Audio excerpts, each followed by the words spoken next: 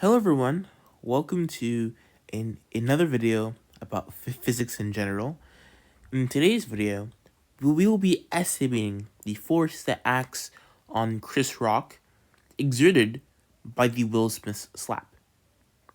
So here I drew a free body diagram of Chris Rock at t equals 0. So we define t equals 0 to be this moment when Will Smith is about to slap Chris Rock. So the normal force has to be equal to the weight of Chris Rock, since there is no vertical acceleration. So N has to equal mg. Now after Will Smith slaps Chris Rock, we see that Chris Rock, he was initially around this position, and he moves towards the left a slight amount. And if you watch the footage and you look at these surrounding objects, we can estimate the length from here to where he was over here to be approximately 0.5 meters. So treating Chris Rock and Will Smith as point masses, we can calculate the force that acts on him. So we know that force is just the rate of change of the momentum.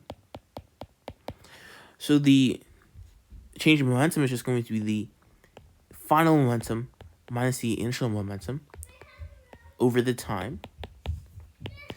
So the initial velocity here is going to be 0, since there's no velocity of Chris Rock at t equals 0. So we just have mvf over delta t.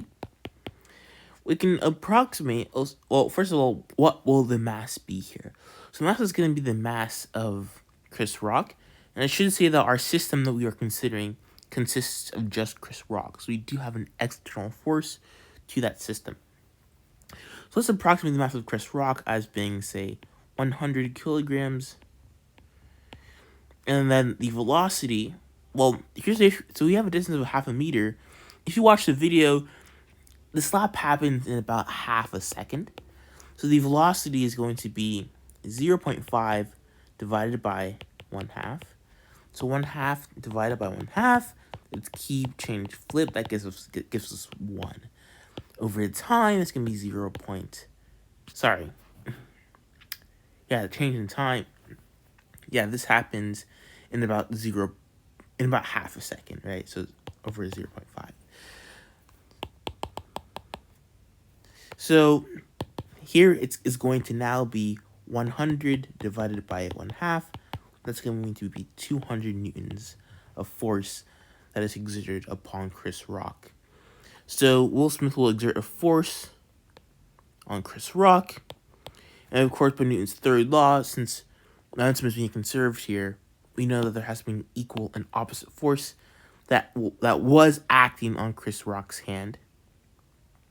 So when his hand was here, there was an equal and opposite force acting on his hand. So he felt the same 200 newtons of force. But since this force was acting on his head, and it has a low inertia compared to the rest of his body, Chris Rock experienced a greater acceleration from that. So we can also see that there was a torque exerted on Chris Rock, because we saw that there was a small angular acceleration. He pivoted his head a bit to in the clockwise direction. And the slap happened here, right? So it would exert a torque on his head. We can calculate the torque by the moment of inertia times the angular acceleration. That's just 1/2 mr squared times this, 1/2 times 100. The radius of Chris Rock's head can be approximated to be about 0.1 meters. So you have 0.1 squared times a over r, since that's just the formula for the angular acceleration. So we can plug all those values in. So the acceleration here, we can just calculate what that would be. Then we divide that by r, and we obtain the torque. So that's the homework for you guys watching, to calculate the torque. The force exerted on Chris Rock is going to be 200 newtons. Thanks for watching. and make sure to subscribe and check out my next video. Have a great day. Bye.